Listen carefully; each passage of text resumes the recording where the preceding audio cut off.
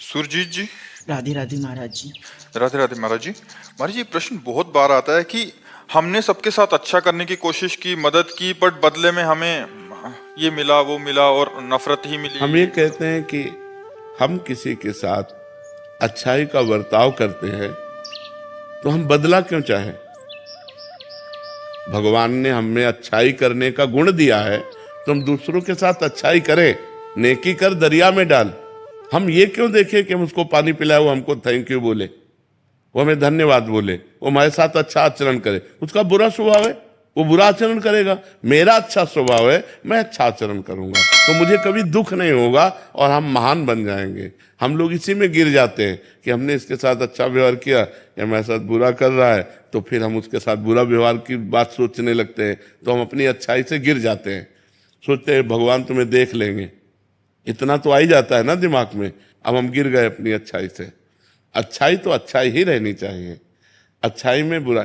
एक बार एक काशी में गंगा जी में बिच्छू बहती जा रही थी, तो एक अच्छाई करने वाले ने उठाया, बिच्छू ने डंक मारा वैसे, फिर उठाया, फिर मारा। तो एक आदमी ने कहा पागल हो क्या, वो बार बार मार रहा है डंक और आप उठा रहे हो।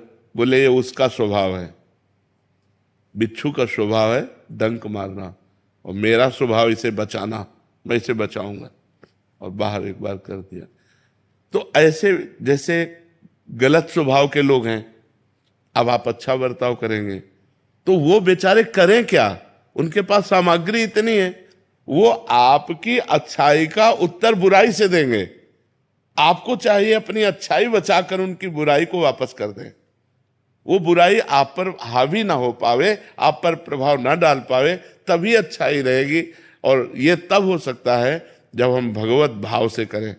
इनमें भगवान विराजमान है तो हम इनसे बदला नहीं चाहेंगे, भगवान हमको देंगे। हमारी अच्छाई का फल हमें भगवान देंगे। ये क्या दे सकते हैं? ये बुराई ही दे सकते हैं। इस तो हम प्रसन्न रहेंगे। अगर हम किसी व्यक्ति से ये आशा रखें कि हम अच्छाई करें, वो हमारे साथ अच्छाई करें, तो असंभव।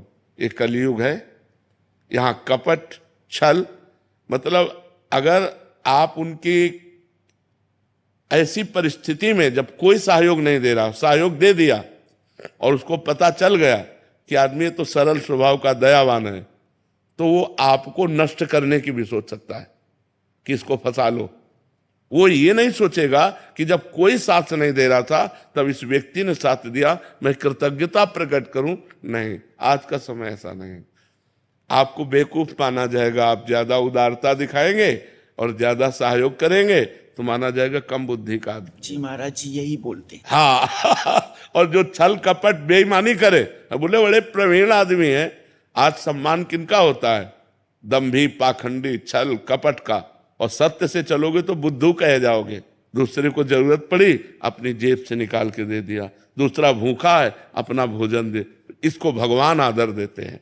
तो हम जब जिसको भगवान आदर देते हैं उसका कोई अनादर नहीं कर सकता, वो आगे चलकर प्रकाशित हो जाएगा। इसलिए आप भगवान से जुड़ो, इंसान की सेवा करो भगवत भाव से, बदले में उससे मत चाहो, तो आपकी अच्छाई आपको भगवान तक पहुंचा देगी। पर जी हम क्या चाहते हैं कि अभी हमने अच्छा किया तो अच्छे का परिणाम तत्काल अच्छा मिले, बट महाराज जी ये तो पक्का है ना कि बाद में मिलेगा हमें? पक्का 1000% पक्का मिलेगा। जब बुरे कर्म का फल मिलता है तो अच्छाई का फल क्यों नहीं मिलेगा? नहीं मिले। महाराज जी उसका रूप क्या होगा? वो इससे अच्छा होगा। जैसे हमने इनको संकट विपत्ति में सहयोग किया, तो हमारे जीवन में संकट विपत्ति जब कभी आएगी तो उस समय भगवान सहयोग करेंगे। और सबसे बड़ी बात होती है, भगवान प्रसन्न हो जाते हैं। और जिस पर भगवान प्रसन्न हो जाते हैं उस पर सुर नर मुनि सब प्रसन्न हो जाते हैं। फिर उसका मंगल ही मंगल होता है, वो कभी समस्याओं में नहीं फंस सकता। देखो हम लोगों की एक अहम वृत्ति है जो इतना तो चाहते हैं कि भले आप हमारे बदले में कुछ ना करें, लेकिन मुंह पर इतनी बड़ाई तो कर दें। इतना काम सुनना चाहते, ये भी हटा दे, ये भी इच्छा हटा दे। वो बोले ना बोले, नेकी कर दरिया में डाल, मंगल हो जाएगा तुम्हारा। भगवान प्रसन्न हो गए तो सब बात बन जाएगी। महाराज जी इससे संतोष हो रहा है कि बाद में तो अच्छा होगा? बहुत अच्छा होगा, बहुत अच्छा होगा। ये जो आप कर रहे हो सरकारी बैंक में जमा हो रहा है। जैसे आप किसी को दवा दिला देते हैं, किसी की विपत्ति में सहयोग कर देते हैं, किसी को भूख मिटा देते हैं, किसी को, वो बोले ना बोले लेकिन मालिक देख रहा है ना, वो हिसाब आपका करेगा, वो हिसाब करेगा तो बहुत अच्छा करेगा।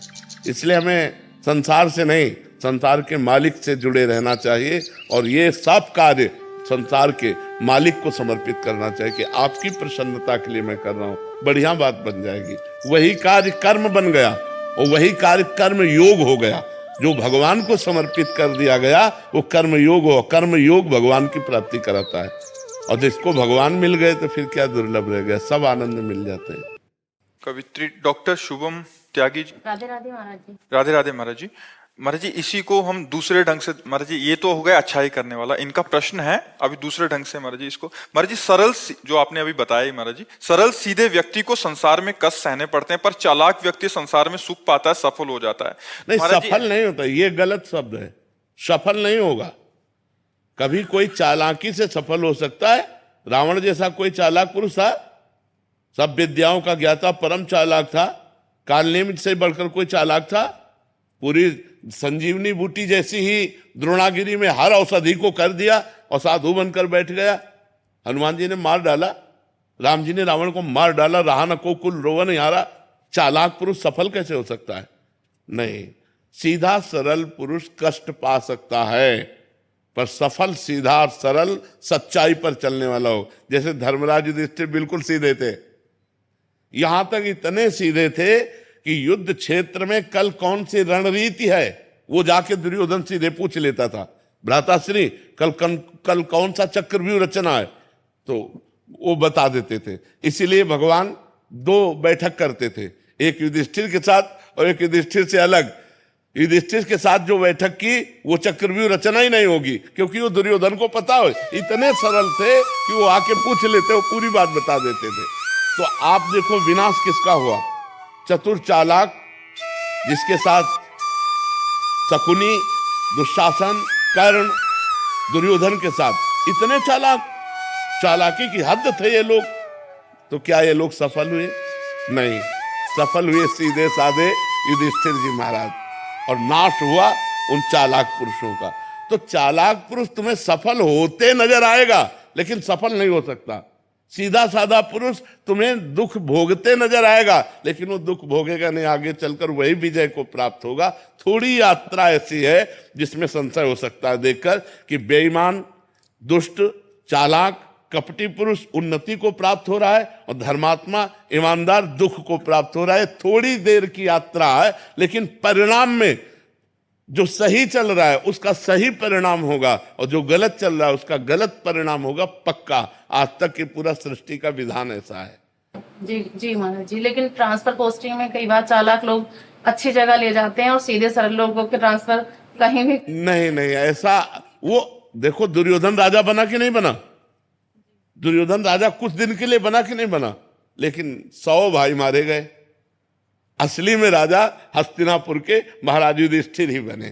थोड़ी देर के लिए वो पद, वो दिखाई दे सकता है कि वो बेईमानी, चालाकी करके, फ्रॉड करके पद को प्राप्त कर ले, ऐसा हो सकता है, मान सकते हैं। उसका पुण्य उसको साथ दे सकता है, लेकिन परिणाम, जो जीवन का परिणाम है, वो ये पद नहीं है। मरोगे तो तुम्हारे साथ पद नहीं जाएगा, तुम्हारे साथ रुपया नहीं जाएगा, तुम्हारी अच्छाई जाएगी, तुम्हारे सत्कर्म जाएंगे।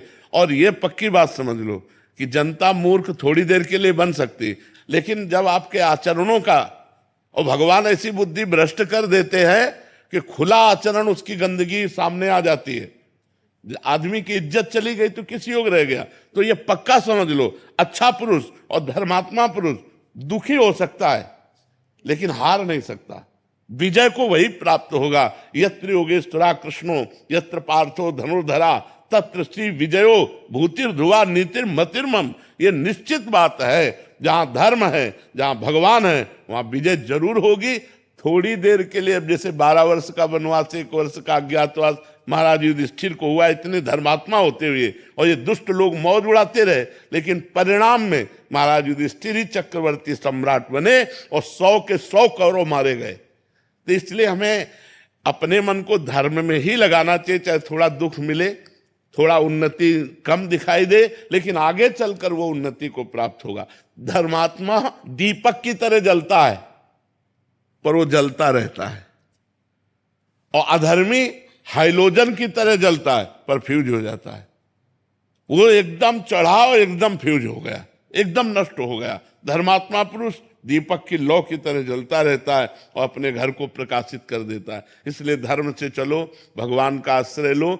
बुरे आचरणों से कभी किसी का कोई लाभ नहीं हुआ, थोड़ी देर लाभ होते दिखाई दिया, लेकिन परिणाम में विनाश ही होगा, अशांति ही होगी। कभी पाप कर्म करने वाला, छल कपट करने वाला सुखी नहीं हो सकता। परिणाम में थोड़े दिन तो आपको लग सकता है कि सुखी हो रहा है, लेकिन फिर ऐसा रहेगा कि मिट्टी में मिल जाएगा, रहा न को कुल रोवनिहारा। सामने से तो बहुत सुंदर दिखाई दे रहे और पीछे जो पाप कर रहे तो मालिक देख रहा है, उसका हिसाब मालिक करेगा। मालिक की दुकान में है सबका जीवन खाता, पाई भर का भी चूक नहीं होती हमारे मालिक से। एक एक बात का हिसाब होता है। अगर हमने अंगुली भी उठाई है तो उसका भी हिसाब है कि क्यों उठाई और कैसे उठाई। परमात्मा सबको देख रहा है, इसलिए ये मत दे जानो कि कोई देख नहीं रहा है, हम अच्छाई कर रहे हैं, हमें बुराई पर बुराई मिलती चली जा रही, कोई हमारे देख नहीं। परमात्मा देख रहा है। और जो एक है कि मैं छल कपट बुराई से बढ़ रहा हूं, तो देख लेना तुम नष्ट हो जाओगे। जैसे किसी को दो आदमी हाथ और पैर पकड़कर ऊपर 7वें खंड में ले जा रहे हो, वो सोचे मैं बड़ी मौत से जा रहा हूं, मौत से ले जा रहे हो, ऊपर से पटकने के लिए ले जाया जा रहा है। ऐसे पापी आदमी यदि बढ़ोतरी को जा रहा है तो समझो उसका नाश होने वाला है, और धर्मात्मा पुरुष दुख मिल रहा है तो समझो अब ये ऊंचाई पर चढ़ेगा। तो आज तक जो हमारा इतिहास साक्षी है, जिसमें महापुरुष गए हैं, वो मार्ग सत्य है, वो अच्छाई है, वो परोपकार है। अगर इसमें चलेंगे तो हम महापुरुषों की गति को प्राप्त होंगे। अंतिम गति